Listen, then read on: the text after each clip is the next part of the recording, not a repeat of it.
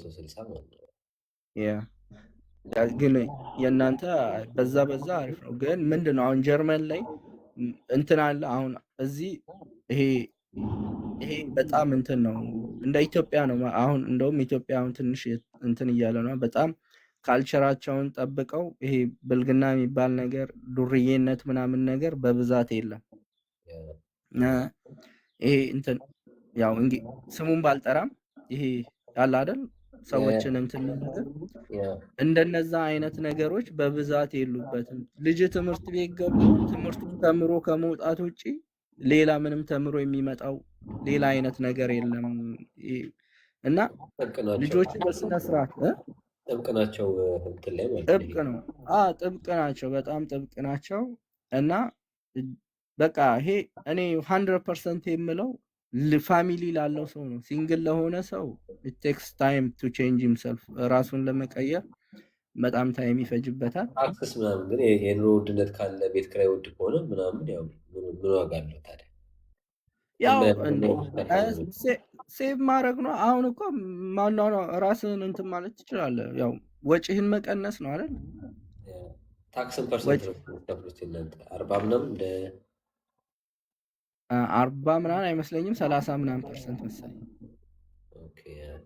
ያ በሳምንት አሁን $1200 የምታገኝ ከሆነ ታክስ ወደ $280 ምናምን ይወስድብሃል። በሳምንት 1000 ምናምን ታገኛላችሁ? ይሄ ሚኒመም ነው ሚኒመም እንትን ወይስ? አረ እስከ 1500 እስከ 2000 የሚያገኛል በሳምንት።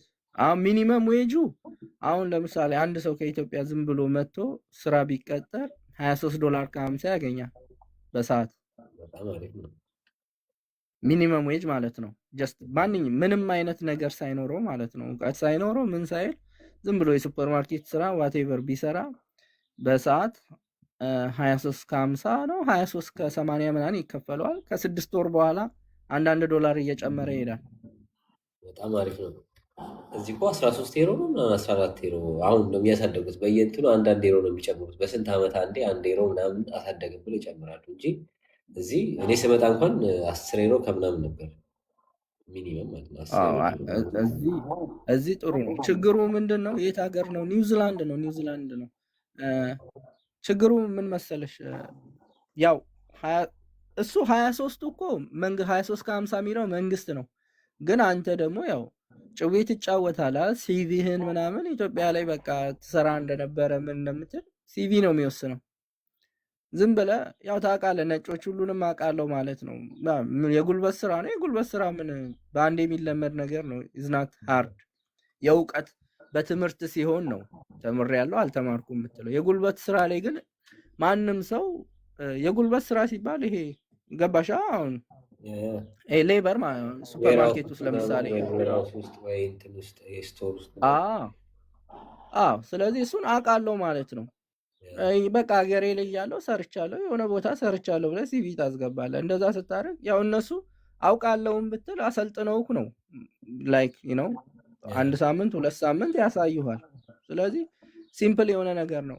አንተ እውቀቱ አለኝ ስትል 23.50 አይደለም የሚከፍሉ እስከ 25 እስከ 27 ሁሉ ሊከፍሉ ይችላሉ።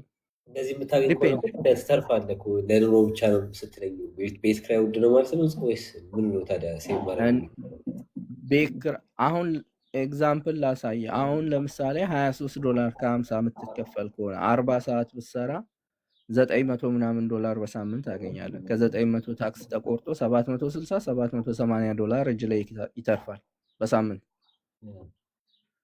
አሁን በቀላሉ እዚህ ዋን ቤድሩም ሃውስ ልከራይ ብትል በሳምንት ከ$350 እስከ $400 ከዛ በታች አታገኝ።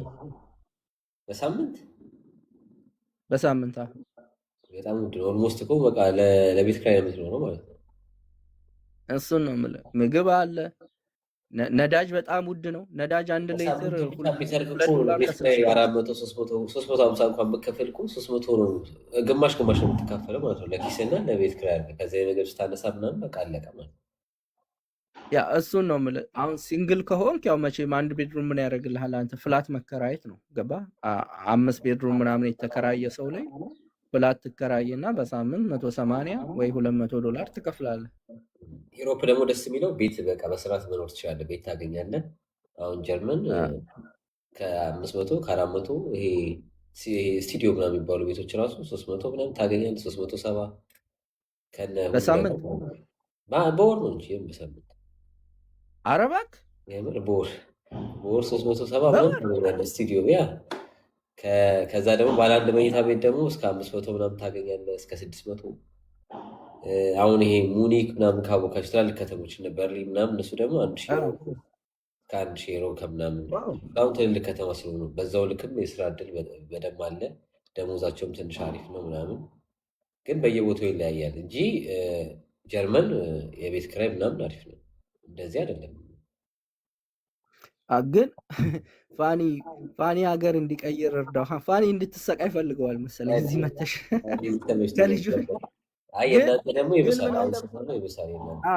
ግን ምን አለ መሰል፣ አሁን ለምሳሌ ባለትዳር ብትሆንና ልጆች ቢኖሩክ፣ አንድ ልጅ ወይ ሁለት ልጅ ቢኖርክና ስራ መስራት ባችል እዚህ ሀገር መንግስት ደግሞ እንደ እናንተ ሀገር እንደሚሰጠው ቤት ይሰጣል። የሃውሲንግ ማለት ነው፣ የቀበሌ ቤት ምናምን እንደዛ። ስለዚህ እሱን ይሰጥህና መንግስት ራሱ ነው የቤት ኪራይ የሚከፍለው። አንተ ከኪስ ምን የምከፍለው ነገር የለም። መንግስት በየሳምንቱ እዚህ መስራት ካልቻልክ ማለት ነው። አሁን ለምሳሌ እኔ ተነስቼ አሁን ዛሬ ላይ መስራት አልችልም የጀርባ ህመም አለብኝ ብዬ ወደ መንግስት አፕላይ ባረግ ይቀበሉኛል። በሳምንት $400 ምናምን ይሰጡኛል። የቤት ኪራይ ይከፍሉልኛል። ይሄን እንደዚህም አለ።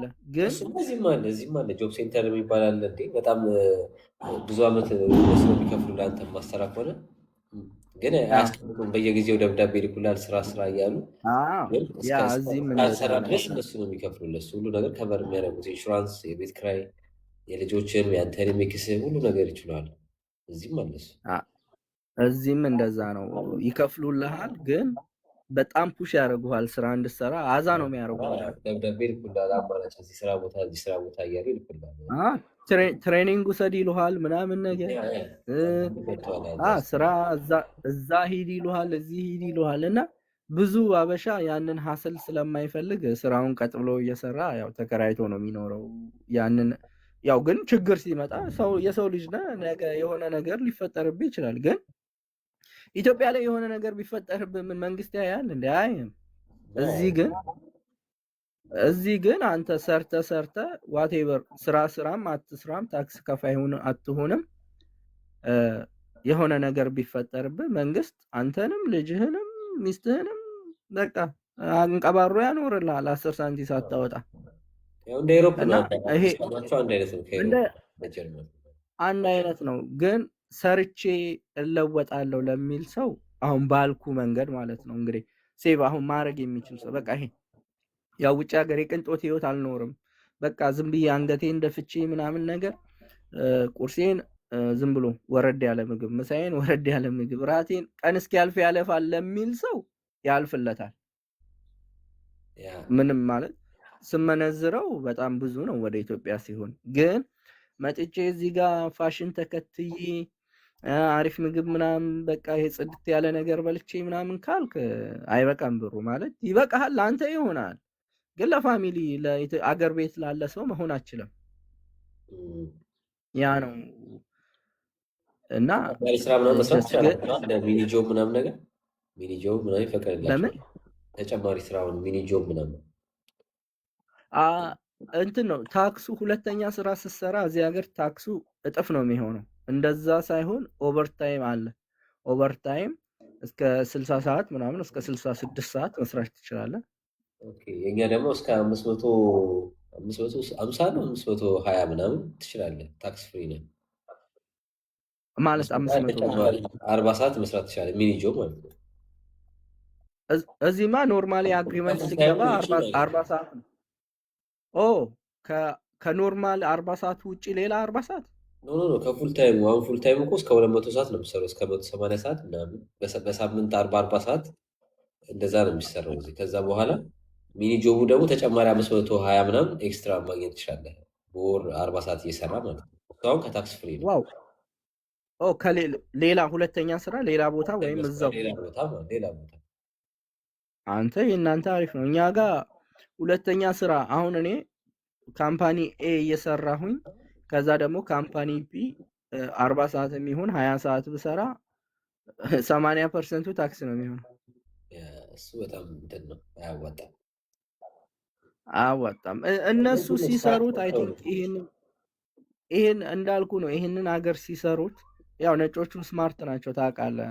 እንትን ነው አንደኛ እነዚህ ኒውዚላንዶች ያው የሚስተዳደሩት ታውቃለህ ሳር በመሸጥ ነው። ሳርና ከብት ያው ወተት በመሸጥ ነው ዋና ሶርሳቸው ኢንካማቸው ማለት ነው። ከህብረተሰብ አሁን ወደ ሌላው ሀገር ብትሄድ ታክስ ነው ከህብረተሰቡ የሚያገኙት ታክስ ነው ሜን ገቢያቸው። እዚህ ሀገር ሜን ገቢያቸው ያው ታውቃለህ የኒውዚላንድ ስጋ ዓለም ላይ ተፈላጊ ነው። እንትናቸውም ወተታቸው እንደነ አንከር ምናምን ማለት ነው የታወቀ ወተት ነውና እሱን ኤክስፖርት በማድረግ ነው ኢንካም የሚያገኙት። እና እነሱ they don't care ያላቸው ነገር ሪሶርሳቸው ማህበረሰባቸውን ማኖር ይችላል። እነሱ የሚፈልጉት ይሄ ማህበረሰቡ ባለው ኢኮኖሚ ሌግዠሪ የሆነ ህይወት በልቶ ጠጥቶ መኖር ይችላል ነው። ምንድነው ይሄ ስሪ ቤዚክ ሂውማን ኒድ የሚባለው ሸልተር፣ መጠለያ፣ ክሎዝ፣ ልብስ እና ፉድ ምግብ ነው።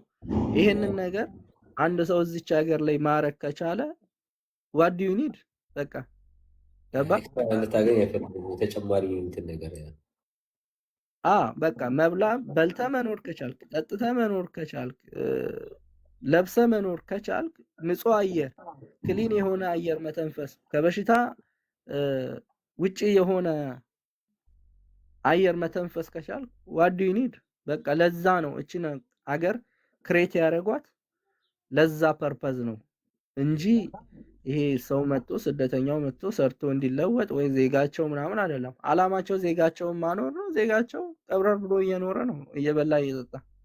ያ ግን ደስተኛ አትሆንም። እንደ ዘመኑ ደስተኛ አይደለም እኮ እነሱ ሞር ኤክስትራ ማግኘት ይፈልጋሉ ብር።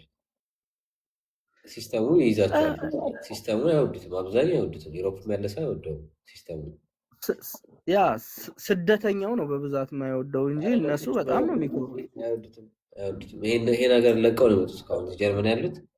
ከዚህ ሀገር ሌላ ሀገር ወይ ስዊዘርላንድ ሄዳሉ ወይ ሌላ ሀገር ሄደው ይሰራሉ። ታክሱ ስለሚያማራቸው ማለት ነው። እንደፈለጉ መስራት ስለማይችሉ በጣም ባገኙ ቁጥር በዛው ልክ ስለሚቆረጥባቸው የራሳቸው በግል ስራ ደግሞ ሲሰሩ ለተቀጣሪዎቹ የሄድ ኢንሹራንስ የምን ሲሉ የታክስ ሲሉ የሚያስከፍሏቸው ብዙ ስለሆነ ሞር ተቀጣሪ ስትሆን የሚያዋጣው እዚህ ሀገር በግል የምትሰራ ከሆነ በዛው ልክ ነው የሚያስዱበት ማለት ነው።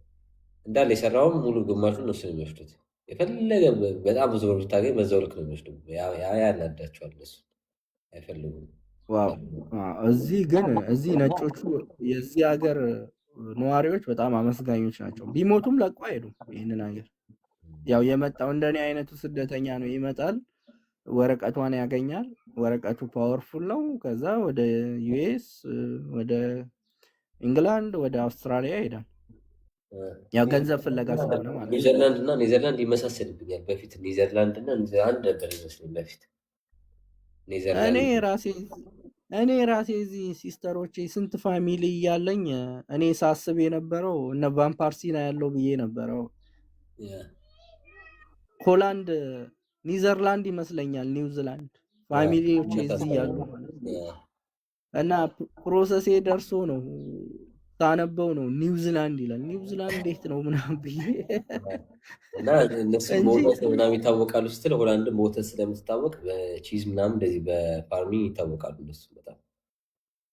የእነዚህ ስጋ ዓለም ላይ ገብተ የስጋ ብትል የኒውዚላንድ ስጋ ነው አንደኛ።